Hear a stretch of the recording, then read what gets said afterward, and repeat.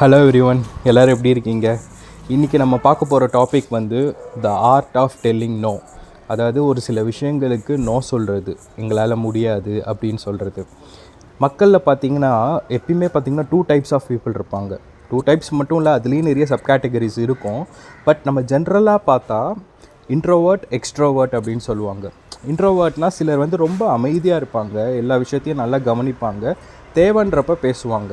ஆனால் அந்த எக்ஸ்ட்ரோவர்ட்டுன்றவங்க வந்து நல்லா கலகலன்னு பேசுவாங்க, அவங்களும் லிசன் பண்ணுவாங்க. ஆனால் அவங்க பேசுகிறது வந்து ஜாஸ்தியாக இருக்கும், நல்லா என்டர்டெயின்மெண்ட்டாக இருக்கும், விளையாட்டாக பேசுவாங்க. ஆனால் இந்த 2 செட் ஆஃப் பீப்புள், இதில் நிறைய சப் கேட்டகரிஸ் இருக்குது நான் சொன்ன மாதிரி.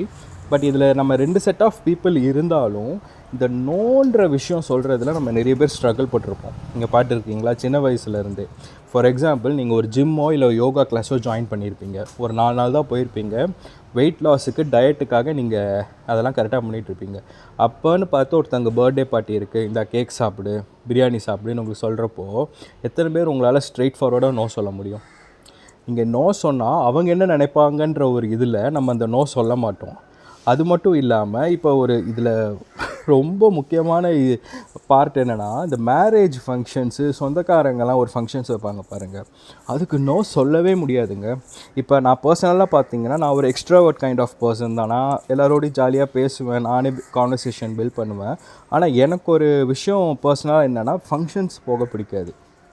இது இன்றைக்கி நேற்று இல்லை, பல வருஷமாக இருக்குது. நான் ஃபங்க்ஷன்ஸ் எனக்கு போக பிடிக்காது பர்சனலாக. ஆனால் அதுக்காக அவங்க மேலே இருக்க பாசம் இல்லைன்றது பொய்யாயிடுமா? இதை விட ஒரு 3 இயர்ஸ் பேக்கு என்னோடய ஓன் பிரதர் மாதிரியே ஒரு கசின் பிரதர், ரொம்ப க்ளோஸ், எனக்கு சின்ன வயசுலேருந்து ரொம்ப க்ளோஸ். ஒரு சூழ்நிலையால் அவங்க கல்யாணத்துக்கு என்னால் போக முடியல. நானும் அவனுக்கு ஃபோன் பண்ணியும் மெசேஜ் பண்ணியும் சொல்லிவிட்டு, இந்த மாதிரி வர முடியலப்பா அப்படின்னோடனே அவனும் சரின்ட்டான். இருந்தாலும் அவங்க பேரண்ட்ஸோடு எனக்கு ஒரு சின்ன மனஸ்தாபம்.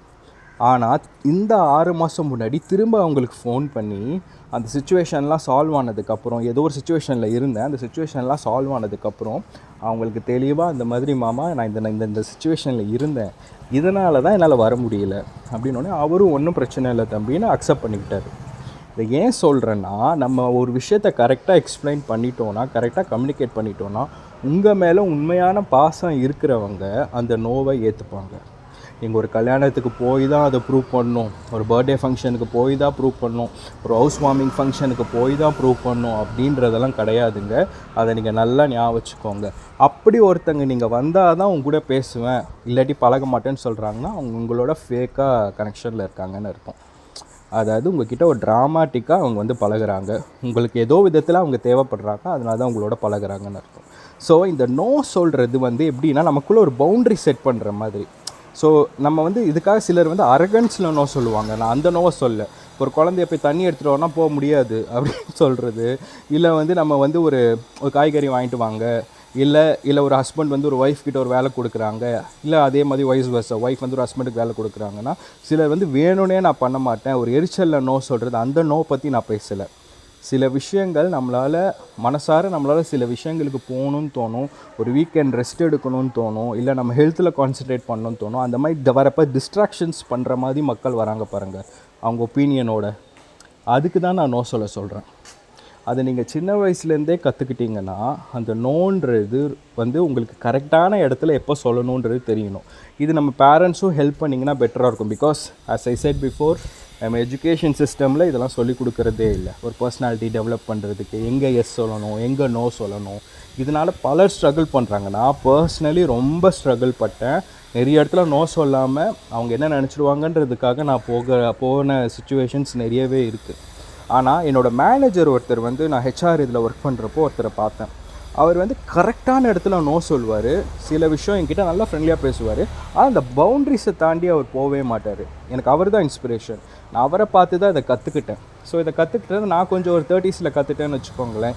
நீங்களாம் ஏன் அதை வந்து சின்ன வயசுலேயே கற்றுக்கிட்டா என்ன? அதுக்காக நான் திரும்பவும் சொல்கிறேன், ஒரு அரகன்ஸில் நோ சொல்கிறது வேறு, ஒரு ஒரு ஒரு இப்போ வந்து ஒரு விஷயம் பண்ண மாட்டேன் அப்படின்னு அடம் பிடிச்சி நோ சொல்கிறது வேறு.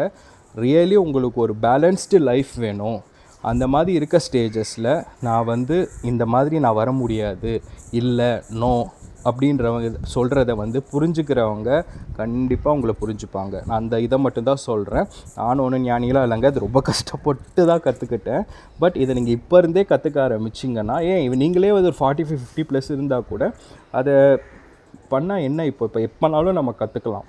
அதை நீங்கள் கற்றுக்கிட்டிங்கன்னா உங்கள் லைஃப்க்கு கண்டிப்பாக யூஸ்ஃபுல் ஆகும். முக்கியமாக இந்த மேரேஜ் ஃபங்க்ஷனில் மொய் வைக்கிறதுன்னு ஒன்று இருக்குது.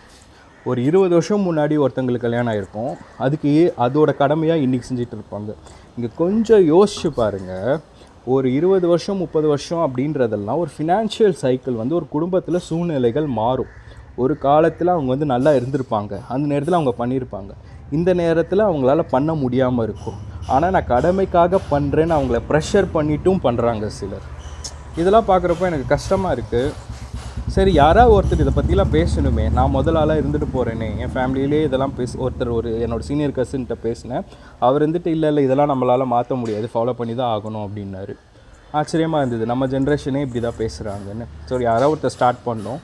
எனக்கு இது கரெக்டுன்னு படுது, அதனால் நான் ஸ்டார்ட் பண்ணுறேன். நீங்கள் என்ன நினைக்கிறீங்கன்றதை கமெண்ட்ஸில் சொல்லுங்கள். பார்ப்போம் சீக்கிரமாக இன்னொரு நல்ல வீடியோவில். தேங்க்யூ.